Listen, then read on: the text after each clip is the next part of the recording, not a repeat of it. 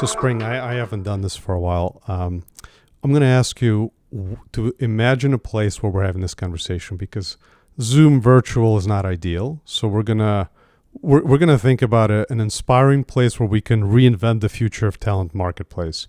You know, are we are we in the ocean? Do you want to go into a hike? Are we in a lounge, coffee shop? What's the most inspiring environment for you? I am an ocean kind of girl. So I think we're sitting seaside with a couple of beverages, expanding our minds and figuring out how to save the problems of the talent world. That's where we are. Morning, during the day, evening time when the sun is coming down? Late afternoon, if I'm being specific. So not in the heat of the day, but before the sun sets. So it's that breeze has come in. We're not sweating like crazy. Yeah, getting ready for the evening. I need a vacation in case you haven't noticed. I've got this all very much figured out in my head. You were ready for that question, even though it was a surprise. Oh, yeah. Oh, yeah. And, you know, in some cases, we talk about someone's background. In your case, I feel like it would have taken the entire podcast. You can't seem to hold a job. I can't hold the job. A few years ago, when I was talking to a career counselor, she said, you have what we describe as tri-sector experience. And I was like, yeah, that means I've worked all over the place. But I have worked in government, I've worked in the social sector or the nonprofit sector, and I've really spent most of my career in corporate America. And even in corporate America, I can't hold a job. So I've been at Prudential for 9 years and I'm 4 jobs in, which is great for me because it's a great mobility story. It keeps me excited. And I really do think that I was ahead of the curve because I think this is really how careers should be managed. You know, kidding aside, what has been, one factor that you would attribute to this stellar career growth that you've experienced? Couple things. One is personal preference. So I love to be kind of out of the frying pan into the fryer, so that they say, right? So I love places where things are being built. I love places where things are being reimagined. I always say I looked back and in hindsight, I've never stepped into a role to do the job that the person did before me. It was always build, rebuild, break, different sets of expectations. And so that's just a personal preference. I'd rather be a part of the building than the driving of the bus.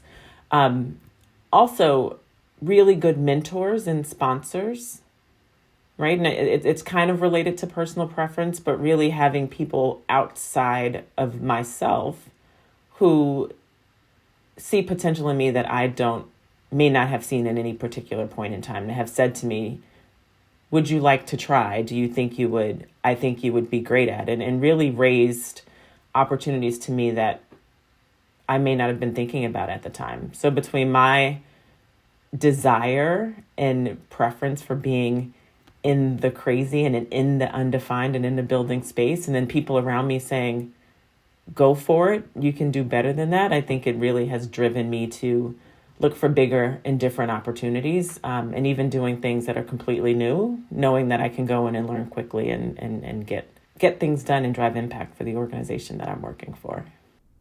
You sound like an entrepreneur or intrapreneur, right? You like to build and you've gotten the encouragement to do so, and that propelled you to be courageous, to be bold. Absolutely. And that comes with time. I look back and I wouldn't say that I was courageous early in my career. I would say courageous in a different way, right? I think courageous from a life perspective, right? I didn't have kids. I didn't have a mortgage. So you can kind of make decisions because it's really only about you.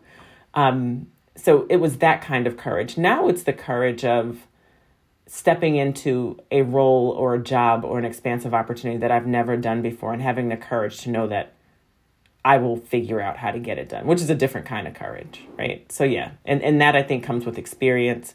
That comes with doing hard things and being good at them, because every time you do that, your confidence is built and you got a little more courage to attack the next thing. And just comes with a little bit of life. I feel like when you move through life and you have both personal and professional experiences, you get to the point where you go, what do I have to lose? And for me, that came with just growing older and wiser, quite honestly. I got to say that's something I tell myself every time I get on the podcast, because I've had all kinds of social anxiety, getting on stage, getting in front of a video or a microphone, and I'm like, one life. What do we got to lose? Right. Absolutely. So, Spring, I'd love to give context to our conversation. This courage that you talked about, you part of a team have been able to accomplish something pretty extraordinary. You were able to create and launch a vision and strategy globally for a fairly large organization. So Spring, would you mind just highlighting, what you've been able to accomplish, and also what has been the feedback for an organization of your size to be able to get to this point? I have no doubt there are ripple effects in a positive way. Yeah, I'm happy to share the story, and both from a personal growth perspective and from a professional kind of how do we drive impact for the business perspective. And I'll start with the business because I remind my team all the time, Prudential being a successful business and driving the vision and strategy of our company is why we're here every day. That is why we exist, and that is why we're here. Now, personally, I have people who have careers in education, and they like to learn and design and engage. I've got a team of facilitators who love being in front of people, drawing people into learning experiences, and get satisfaction from seeing the light bulb go off because someone's just learned something new that'll help to do their job better. And personal motivations are wonderful, but when we step back, we're able to do that and get that personal satisfaction because Prudential needs people in their jobs to not only do their jobs well, but be prepared to get mobile and do other jobs in the company so that we can be successfully serve our customers, so that we can be a profitable business. At the end of the day, we're a company, right? And so along as we think about how we contribute to the company, the previous model of learning and development, we had about 12 disparate learning teams across the organization, all very embedded in their business and their corporate functions, very knowledgeable of what was happening locally in each business and corporate function whom they supported. But what we were missing is really this opportunity to leverage all of the knowledge and expertise of these individual teams at a company level, and to think about what learning and development looks like at a company level, and missing out on the opportunity to drive greater impact if we all came together as a learning organization. And so there was a project that was underway, and we centralized, or unified is the word that I use, all of that learning and development teams across Prudential to create an enterprise-wide or company-wide learning organization. And so I had the opportunity and have the pleasure of leading this unified organization. And then from a personal development perspective, this was a role that was an incredible stretch for me. I'd never led an organization so big. I've never built an organization so big. I've never had to unify 12 different groups of people who come from different cultures into one organization centered around one strategy, aligned so that we can drive impact for the company. And so about 19 months ago, I got the role of head of learning and development for Prudential. And my job was to quickly draft a strategy, build an operating model, and design an organization that can deliver to the company more broadly, but also is plugged in, as these teams were, to local businesses and functions so that we really stay connected to what the needs are, so that we can continue to deliver for businesses and for our corporate functions, but can leverage the benefit of being one team, can leverage the benefit of having streamlined systems, can leverage the benefit of centralized teams that we can develop learning interventions that are applicable for more than one organization, so we're not duplicating efforts. And so it's been quite the transformation, but we've been in place for about a year. We celebrated kind of the 1-year anniversary of our organization about a month ago. And we've made a lot of progress. We've got a lot of work to do, though. We've got a lot of work to do, and we're in planning mode right now, but I think we are better positioned than ever to do big things when it comes to making sure our employees can do the things we need them to do to be successful as a company. What I'm really curious about is, and you talked about L&D as part of the vision and strategy, bringing those things to life, right? And often when I talk to organizations, L&D is siloed. very tactical, kind of what you had described that was taking place before. So could you share what, in your view, is the role of L&D when you think about bringing, vision and strategy to life? Yeah. So one of the things that I lean into is that we are not siloed. We are not that L&D that sits in that HR organization. And a part of that is how I think and how I lead and how I look at my contribution to the company, but it's a part of how our chief HR officer leads and how he looks at how HR contributes to the company. So we really take a perspective of business first when it comes to human resources and when it comes to learning and development in particular. And so we start by understanding the broader company vision and strategy, and then how that vision and strategy is being executed in each of our lines of business, and how each of our corporate functions support our lines of business as we drive that vision and strategy. So that's where we start. And we can't have an impact on the business if that's not where we start. We don't start at the granular learning level by saying, what learning can we build? We don't start by building learning. We start by understanding the strategy.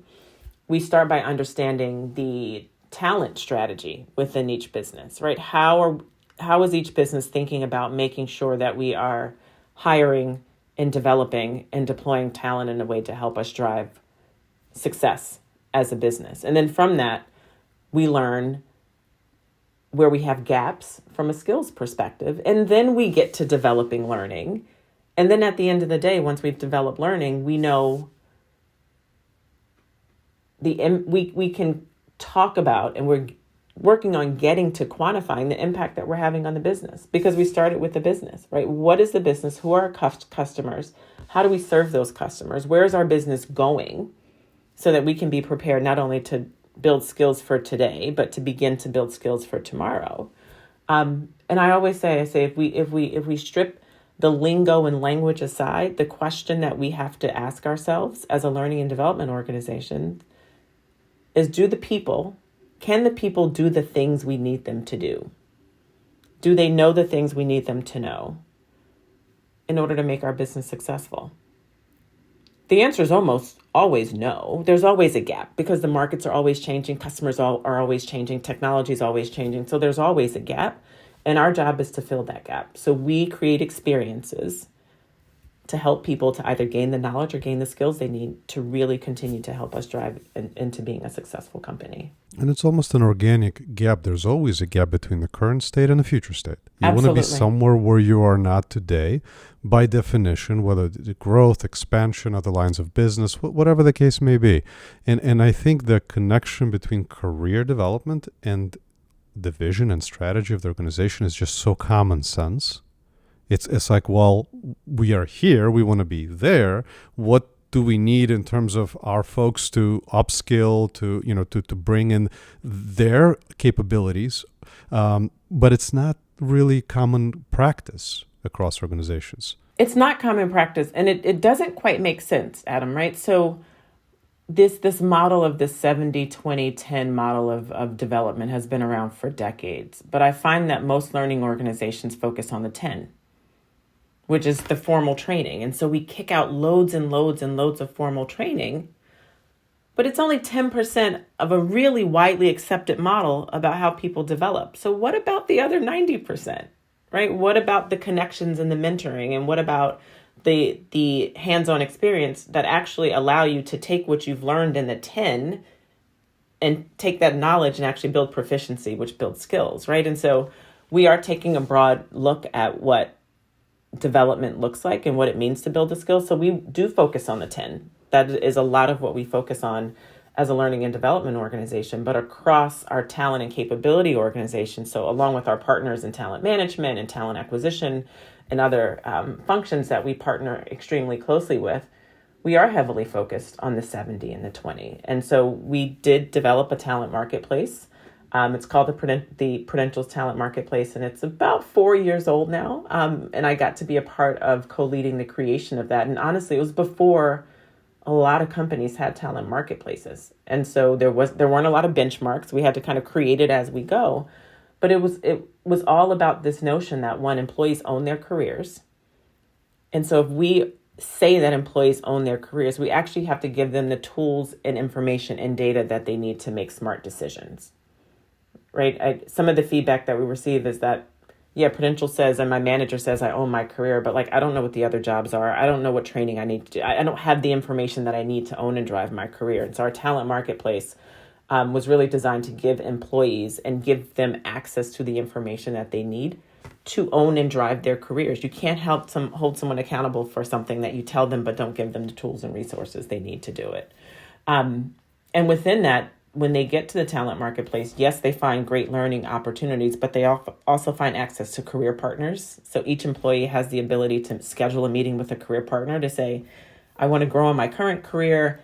I want to get promoted. I want to look for opportunities outside, but help me think through what a career at Prudential means, which was new to the company. And I know a lot of companies don't do, but our career partners, the group of them, their schedules are always packed. So it's something that employees have leaned into significantly. But it helps some employees to make a plan. And so they can go on the talent marketplace. They can see what their skills are. They can see what skills the company needs. They can see where their skills gaps are. They can call up a career partner and have a conversation with a career partner to help them develop a plan. And a plan is everything from a skills conversation to, I've been in my role for 10 years. I haven't updated my resume. Where do I start? And so they're able to provide that kind of support.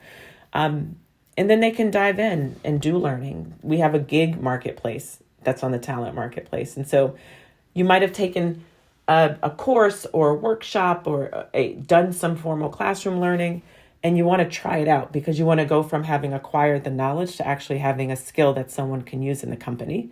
So you might not be ready for a job yet because you haven't built proficiency, but how do you do that? You can do a gig, right? In addition to your job, it's kind of a stretch assignment, a side gig where you can practice those skills so that the next time you actually have an interview, you can say, I went to a class, yes, so I did the 10.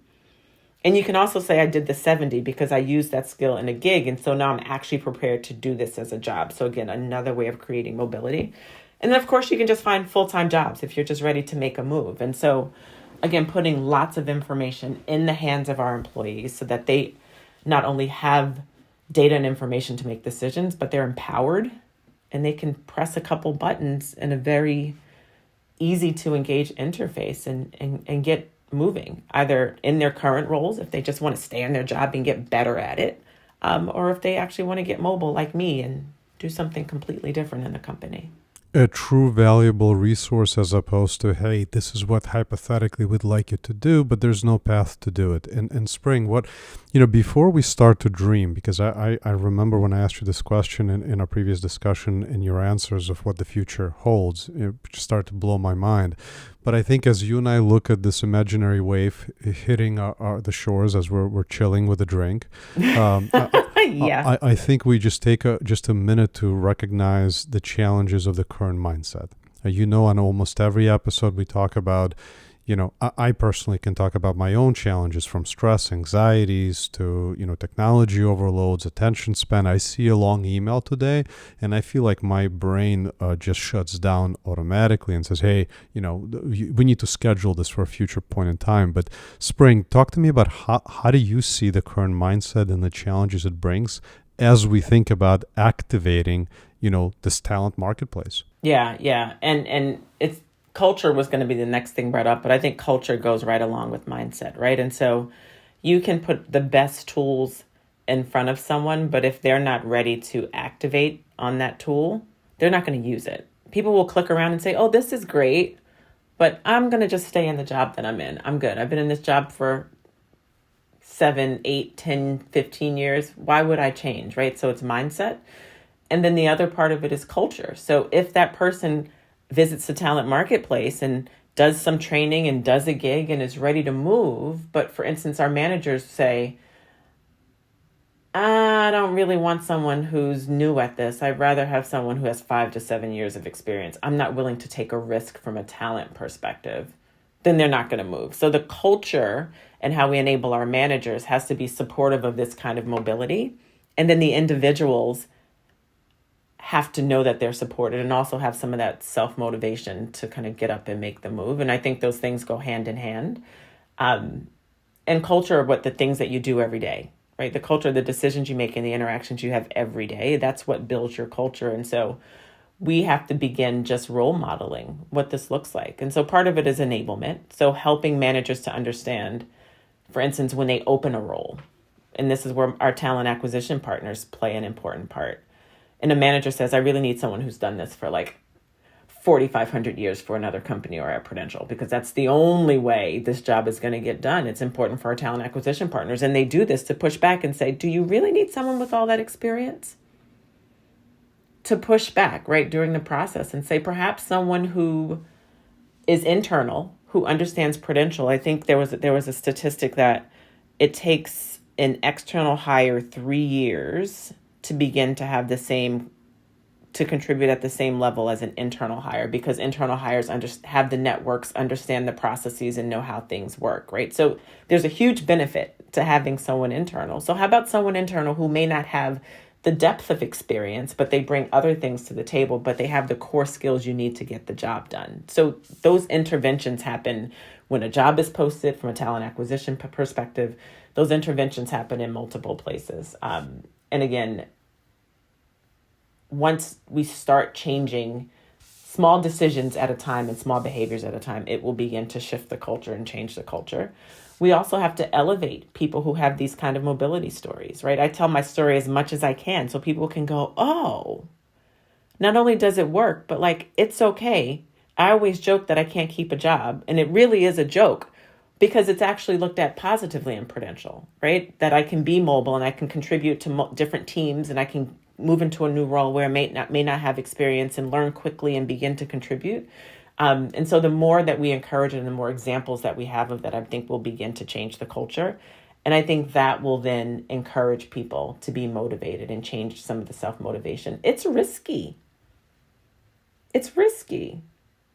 It's probably less risky than we think, but it feels really risky when you've been in a role or you've developed subject matter expertise. Like that becomes a part of your brand and what you bring. It kind of becomes a part of your person. I am a fill in the blank, right? Because I've done this for 15 years and now I'm going to let go of being a fill in the blank to be new at something. Do I want to do that? Mm-hmm. You're comfortable. And change is not comfortable for most. That's right. I was in corporate social responsibility both here at Prudential and at my previous company for a total of it was 10 to 12 years between the two companies. And I always say I'd become a subject matter expert. When there were conferences, people called me to be on panels. And I mean, internally and externally, Spring was an expert in corporate and community engagement. And there was value tied to that, to my own ego and to others who wanted to tap into that subject matter expertise. And so when I was moving roles, I had to say to myself, do you want to give that up and be a newbie in another space where nobody knows you and where there's a bunch of other people who are experts? I don't know. It was a serious consideration. I mean, I did it and I don't regret it. It's been wonderful. And then you move into a new space and you build subject matter expertise there and you realize that you can do it. And the more you do it, the easier it gets. It's kind of like learning. When you stop learning, you forget how to learn. It becomes harder to pick up new concepts. But if you're always learning, you can shift and change. And whether it's a podcast or a formal internal classroom training or being out doing a new role, the more you learn new things, the easier it is. And so mobility is the same way. You got to get moving so that it doesn't feel so scary to move every time you have to move. You got to get moving. And I think that's where I'd love for us to go next, is to really think about, have the courage to dream about the future of talent marketplace. How do we get people to move, right? How do we get them, and you mentioned this already, small things, how do we meet them where they are? So Spring, if you don't mind, let's just dream a bit about that future state. What does it look like to you? It could be in broad strokes. It could be specific. You walk me through a magic. We have a magic wand, and we're going to create the future of the talent marketplace. So one part of what I see in the future has to do with kind of technology and enablement. Right? I think the more that we and its employees who might be looking to get mobile, it's managers who need to get a job done and are trying to figure out what is the collection of people I need to pull together with the right sets of skills to get that done, right? What does this team look like?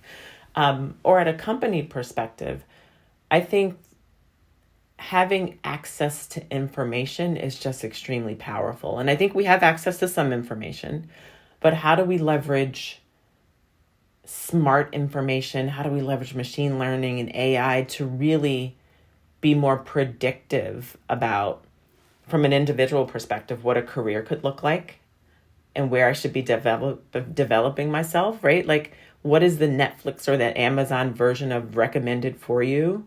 What is the kind of internal career version of what I call creepy on Instagram, where you like have a thought and suddenly there's an advertisement for it? But I'm like, I promise I just thought about those shoes and they showed up in my feed and now I brought them. And I know it kind of only halfway works that way, but how do we create this always on, always listening, constantly collecting data and feeding back to individuals and managers and leaders of businesses and companies so that we can just have real time, kind of in the moment, even beyond the moment, predictive information and data about what we need to do our jobs. I think in that way, teams become extremely dynamic. And so outside of the technology, it means rethinking how we think about talent, right? I don't even think like posting a job and having a traditional job description posted and having a traditional hiring practices in the future, right? I think and I don't think that in the future we think about kind of one headcount being one employee who comes in and works a 40-hour work week to fill a need. I think it's looking at, from a manager's perspective, what is this task that I need to get done? What is this goal that I need to accomplish? What is this product that I need to develop? What is this data model that I need to create? What's this actuary model that I need to create to serve our customers? And instead of thinking, well, I need 3 headcount and they're all called director of XYZ to get the job done, I think they begin thinking, and then this is where kind of the technology and like the AI and the stuff comes in, right? I think they can say, okay, so actually I don't need 3 full-time people, right? There's a part of this work that I can just have like freelancers do. I can have distance people crunching data from halfway around the world. I don't need a person here, right? And they can crunch data and maybe they hand it off to kind of 2 people who may analyze the data and connect this information to another team. But it's not the traditional kind of encapsulated team that has boxes on an org chart. I think that's how we think about getting the work done. But I think underlying that is this notion of a talent marketplace, right? Like I'm a coder that's really good at a particular language, or I'm a data analysis and I've got a very specific specialty. I don't have to go get a job, even within a company that fills up 40 hours a day. I can have like 3 gigs lined up that make full-time employment where I'm deploying my skills in different ways. And I finish up with Adam's job and I redeploy that to somebody else's job. Like this extremely flexible way of working, all driven by data. So when I know my job is ending, Instagram version of the talent marketplace recommends to me, we know your job looks like it's ending in 2 weeks. Spring has a data need she needs to fill, and it's about a 6-week role, right? Like this crazy dynamic. And then it allows people who have skills to be as flexible as they want to be with their lives and with their work, right? We think remote work is flexible. Like this is a whole another level of flexibility. But it allows me to plug in when I plug in and unplug when I want to plug. And it allows managers to plug into me and use what I got to give and unplug when they're done. But that would just be, and it completely demolishes everything we've built around employment law, job descriptions, postings. I mean, so much would have to change. How we fund it and what does that mean, and pay and part-time versus full-time. Like everything would completely have to change. But I don't think that's so off. Neither do I. And boy, did you answer the call of let's dare to dream, let's be courageous. Spring, you just went all in. You're like, yep, I'm blowing everything up. You told me to I dream. did. And so I'm imagining I'm sitting on a beach with a cocktail and I'm going all in. You know what you made me think of, and it's almost like on one side we've got this like human potential, right? Unrealized human potential. And all the way on the other side, we've got this strategy and vision where we started the conversation. And you're envisioning a talent marketplace that's taking shape of, call it the social media, call it the marketing strategies to say, okay, we will help navigate your human potential in a way that kind of predicts based on your behavior, based on what you've done, what you like, who you worked with, who knows what other data points in order to be your technology enablement, in order to align that toward opportunities that are in line of sight for a vision and strategy. That's a remarkable vision. I haven't heard that before. And do we then learn from the social media companies? Do we then learn from what they've done to be able to get through the noise and get people's attention? Is this where we're headed, Spring? What do you think? Who do we learn from in order to manifest that vision? Yeah, I think it is, right? And I also I quote, and I hear people quoting a lot, kind of the Amazon and Netflix, right? And I think it's because they are two platforms that most people plug into on a regular basis. And so this notion of if you watched this series, you will like this series. While we all take it for granted, like a few years ago, that wasn't a thing. That wasn't a thing. You kind of had to call your friend, Adam, what are you watching? Because I'm out of stuff to watch, right? There wasn't this predictive and kind of all of this big data in the background. And similar with Amazon. Like I remember when I first started using Amazon, you kind of went in, you searched for what you wanted and you bought it. And that was huge. But now to go in and have them recommending things and now being able, the fact that platforms and companies are tracking data across apps, which I always not, it's interesting because I love this stuff, but then it creeps me out at the Oh, same there's a time. creep factor for sure. There's definitely a creep factor. I mean, there's so much to be considerate of, but I don't think that stops us from dreaming, right? So tracking data across apps and across companies and it's data sharing. And again, if we're dreaming, we're not thinking about what that looks like and the barriers to it. Um, but yeah, I think there's a lot to learn from social media and to the point about creepy, both good and bad, about how big data can be used, how algorithms can be used, how data can be shared from one source to the next, what active listening looks like, as creepy as it sounds. I mean, as a consumer of this stuff, sometimes it's good to get something brought to you that you wouldn't have thought about, maybe because it thought about it before you thought about it, because it's got access to kind of how you're using other apps and other information. So again, while there is a creep factor, there's an incredible convenience factor in terms of helping us to live lives that are more plugged in and just easy to navigate. And Spring, we're actually launching a season where we're going to dedicate to bringing on technology executives and begin the discussions around the governance, negotiating this, too much data, just enough data to be the tech enablement, having the right intent and having that data being used for good.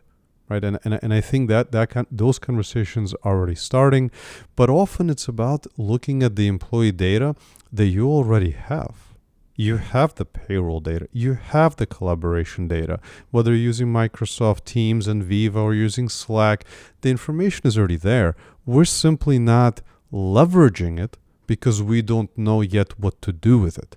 And you are now painting the vision to say, here's what you do with it. That data of existing understanding of the employee experience can now be leveraged in order to create a talent marketplace that is Netflix-ish, Instagram-ish, in order to support the individuals. And here's how it works. And all of a sudden, then the pieces come together, which is why I've had a lot of coffee, but I feel like I don't need any more because I'm about to jump up and down the way you're connecting dots there, Spring. Yeah, no, it is exciting. I know when we probably four-ish, it's 2020, it's almost 2023, which is beyond insane. So 4 to 5 years ago, when we first started these conversations, we did before kind of any code was written, we sat down and said, what do we imagine this could be like? Right? And we also knew that this was going to be a process, right? In order for the experience to play out the way we kind of closed our eyes and dreamed for it to play out for employees, that we actually had to have access to certain data in the back end. And certain data had to be co-located on the back end. And then once that data is all collected, it's got to find a way for the data to interact so that data can come together to drive insights, to drive it. So it's a process. And our current systems aren't set up to support that process, especially big old legacy companies. It's a process, right? We aren't starting from a greenfield. This is not a blank slate of paper that we get to start from scratch with. And so we did have big dreams, and we've been dreaming like this for some time. And our talent marketplace currently does have Amazon, Netflix-ish types of recommendations for you. And so we're taking baby steps, but we do acknowledge and recognize that like there's so much further to go with this.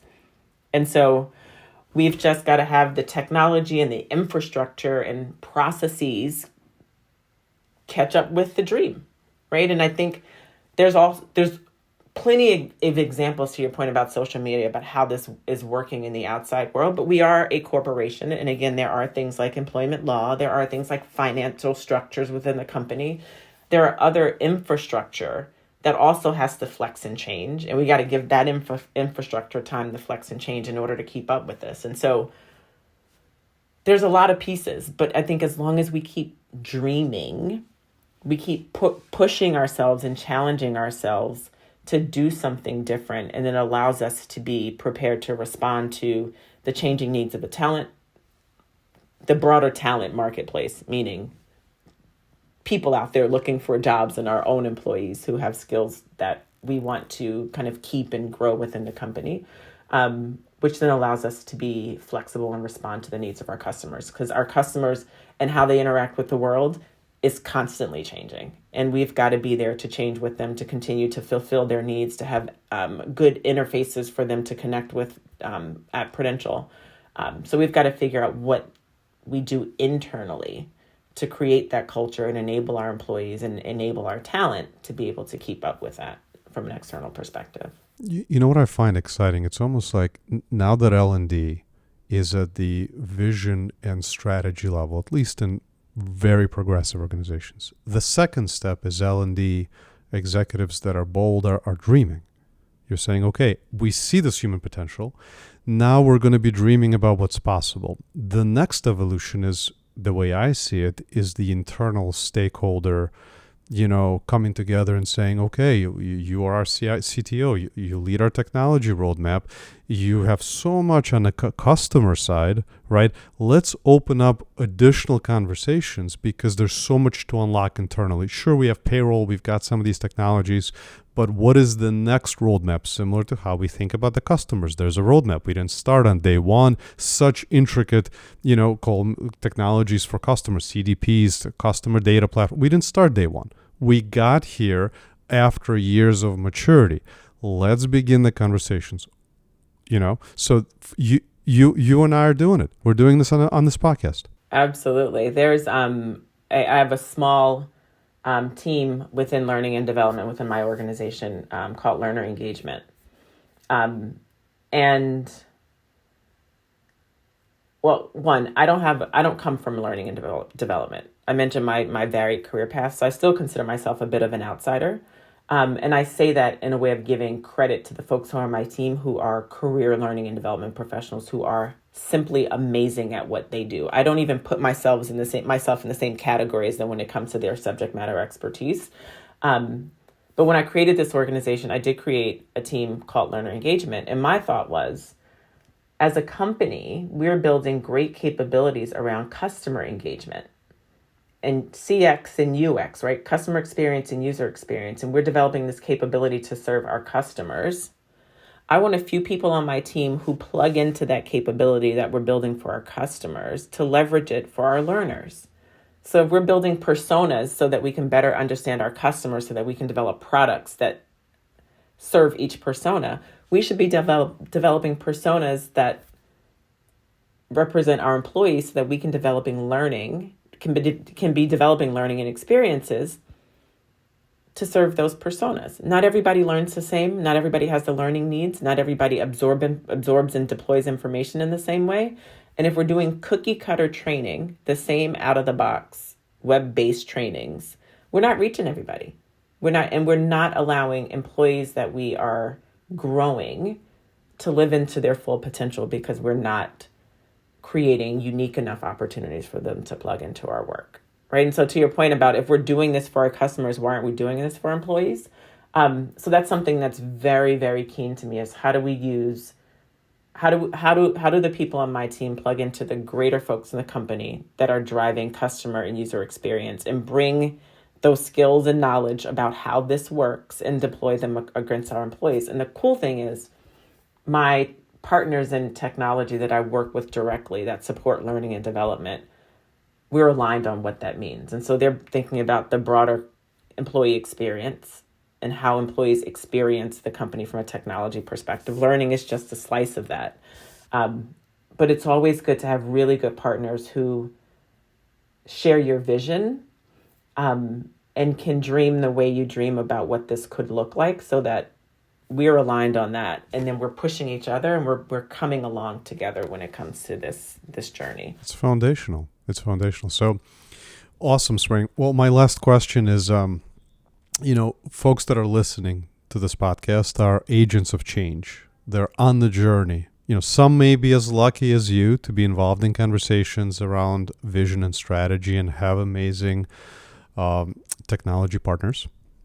Some may be further behind you. They're just kind of starting to get that alignment, starting to ask the questions. What advice would you give them in order for them to continue this journey, in order for them to continue to figure out, what's next for their organizations, specifically around the idea of talent marketplace, career development, as it aligns to the vision and strategy of the organization? Yep. A couple things. One, stay connected outside of your company, because as big as your dreams might feel internally, and as much as you might feel like people aren't coming along with you or don't get it or aren't prioritizing it, there are people outside of your company in some sector that might feel completely different than the business where you work, but there's somebody out there doing this. So connect outside of your company to continue to find places where you can dream without people telling you can't do it or that's not going to work, right? So connect to networks and even internal to your company. You might find a few internal people who are kind of with you on that journey, but find places where you can connect with people who are dreaming in the same way so that you can continue to fuel your dream and you don't get stifled. Your dreams and your creativity don't get stifled by what can be just real roadblocks and real things that you got to figure out and brick walls that you need to blast through in order to make it happen. The second thing I would say is to stay connected to your company's business. Right? I always tell my team, we're not innovating for the sake of innovation because it's fun. Right? We aren't dreaming just because it's fun. It is fun, but at the end of the day, we're dreaming because we want Prudential to be a successful company. Like, let's remember why we are here.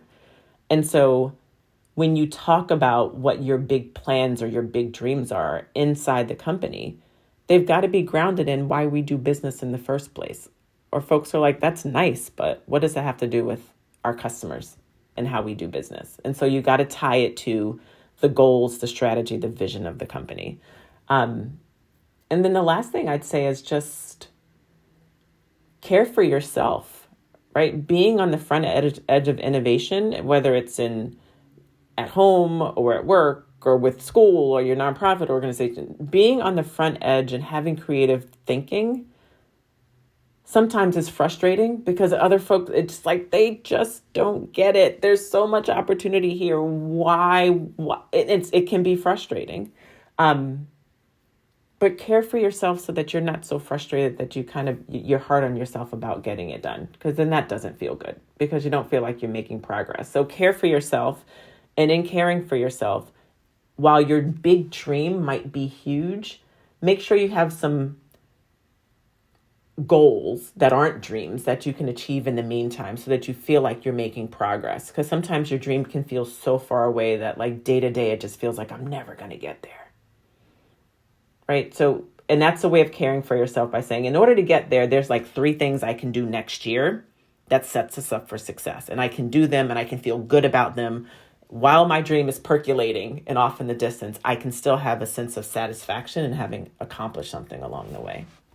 You have no idea how deeply that resonated. That both the first and the second, but the third one, it is frustrating often when you're talking about the vision state, when you are ideating, when you are, just getting. Why aren't we there faster? Why can't we move? This just makes sense. But I got to tell you, it's worth sticking with it, because when you have that group of people, that team of employees, that leader who's been a naysayer, when they come around and this is the learning leader in me, you see that light bulb go off and they go, oh, it's like that was worth every frustrating moment ever, knowing that you're able to help someone kind of share a little bit of your dream with you. And then you've got an ally and you got someone else, another stakeholder who can help you push this forward. So it's worth it. But sometimes you need to create small wins for yourself along the way. Amazing conversation, Spring. I'm resisting the urge to get into part 2 of our podcast and start to unpack those topics, because this has been wonderful. I look forward to having you back on again. Hope you agree to continue to share your brilliance. Thank you. Thank you for your time. This was great. Thank you, Adam. This was wonderful. Over now.